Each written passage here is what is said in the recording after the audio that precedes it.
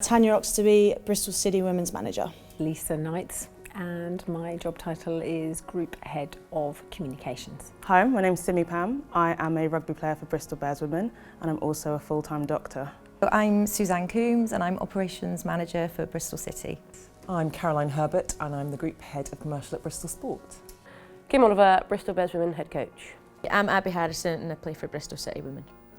International Women's Day is an incredible day, and I think it's so great that we have a day that we can just celebrate women and what women are and how incredible we are. And I personally like International Women's Day because it makes me then think of all the women around me and actually think what they've contributed to my life. So my mum, my sisters, my friends, my family, my colleagues, and think, you know what, when I look at you, this is what inspires me, or, you know, seeing what you go through, but you still turn up every day and still, you know, show out and are still amazing and you still put a smile on everyone's face. You know, it gives me a day to really sort of appreciate everyone around me and actually sort of thank them for the impact that they have on my life. I think it's about finding equality and saying to all those women out there that you can do and you can be anything you want to be. It's about inspiring future generations. I've got a daughter that's 21 and she's just starting out on her journey, and I hope that I've been a good role model for her, like my mum has been for me. And it's about letting younger people within the business see that you can progress to senior management, you can make a difference within the club, and you can help those players on the pitch and help them perform no matter that you're not on the pitch. I think for us, working in such a male-dominated environment, it's about providing opportunity for young females, from our perspective, for the players, for staff to be able to really achieve their dreams and be able to reach their potential, and we've got a great platform to do that. And for me, being the manager of this club, I've got an obligation to, you know, all those players to show them the way and show them that barriers are no obstacle. And I think that is kind of, for me, that equality and that leadership and positive role modelling is what the day's all about. Significant role in my life, I'd probably just say my mum and gran. I'm very similar to them, and yeah, they're my biggest supporters. So yeah, everything I do goes back to them and we enjoy it together. We take the lows together, we take the highs together, but yeah, do everything together, and yeah, they're the motivation, family and friends. In terms of role models, I would say it's my group of girlfriends. I've got a group of 4 or 5 girlfriends that are all businesswomen as well, and we kind of all keep each other sane, reassure each other that we're not bad mothers by working full-time, but juggle a multitude of things. So I'd actually say a core group of my best friends are probably my role models day in, day out. If I don't say my mum, she'll kill me, so my mum. She's pretty stubborn, pretty set in her ways, bit of a fighter, not a fighter, but like a argumentative, never loses an argument, and to be fair, without her backing I would never have made it in my rugby career the way I did. So yeah, probably my mother.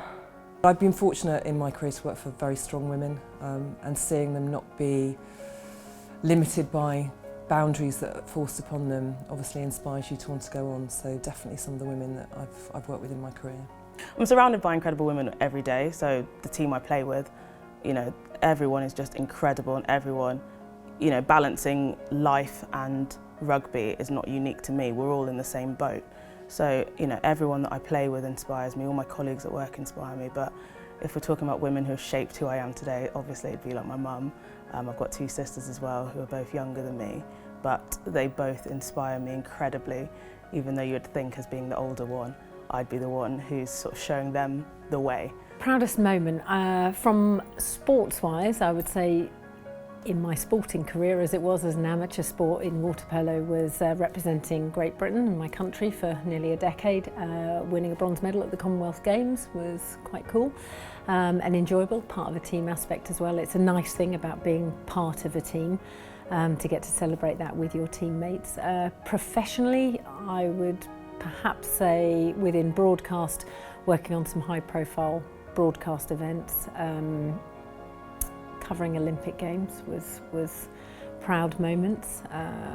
Reporting on the death of Osama bin Laden as a seminal news moment was pretty cool. To pick one is quite hard. Within our sporting group, I would actually say every single year when I stand on the stage and we do the Bristol Sport Gala dinner, because for me that's what Steve Lansdown's vision was, to bring a whole sporting group together for the benefit of our community. It is a really proud moment that we use our sporting group's power to the good.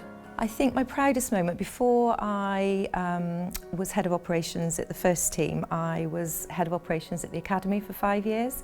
So I think my proudest moment ever was watching Lloyd Kelly walk out in an England shirt from the Ashton Gate tunnel. I've known Lloyd since he was sort of 13, 14, been through some ups and downs with him, and I think for him to walk out into Ashton Gate with an England shirt on was probably my proudest moment. I think Bristol Sport, I came in and I was quite surprised at how the lack of sophistication in the media cell. So being able to apply what I knew, my knowledge, to that, and then in turn drive the biggest shirt partnerships is obviously great, and seeing that commercial growth, because I know what it means to the teams. But I think also identifying relevant brands, and so the brands we were able to get for City Women in Yeo Valley and also Bears Women in Shock Absorber means that they've got their own shirt partners, but that really align with the brand, that they're their brand and their fan base. My proudest moment, there's been a lot, obviously England career, coaching Bristol Women, but probably for me it was when I was younger and was told I wasn't allowed to play rugby with the boys anymore. And like I said earlier, my mum took up the battle, and we kind of fought as much as we could, and I managed to stay playing for another 2 years with the team that I loved and the team that loved me. So for me that's probably all part of my mum being a powerful woman and me being a kid that wasn't willing to give up on something that she loved doing.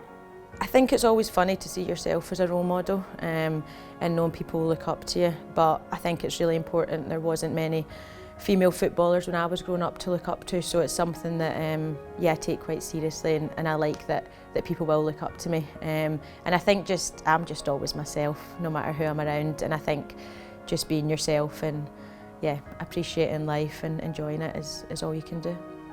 Being true to yourself, I think. I think if you try and be someone you're not, people will see straight through that. Right or wrong, everyone's got their faults and their flaws, and embrace those, own them, and be sort of happy and proud of who you are. And for every one person that maybe doesn't appreciate your qualities, there'll be 5 or 6 others that do. And it's about all of us coming together as strong women and being able to influence the next generation.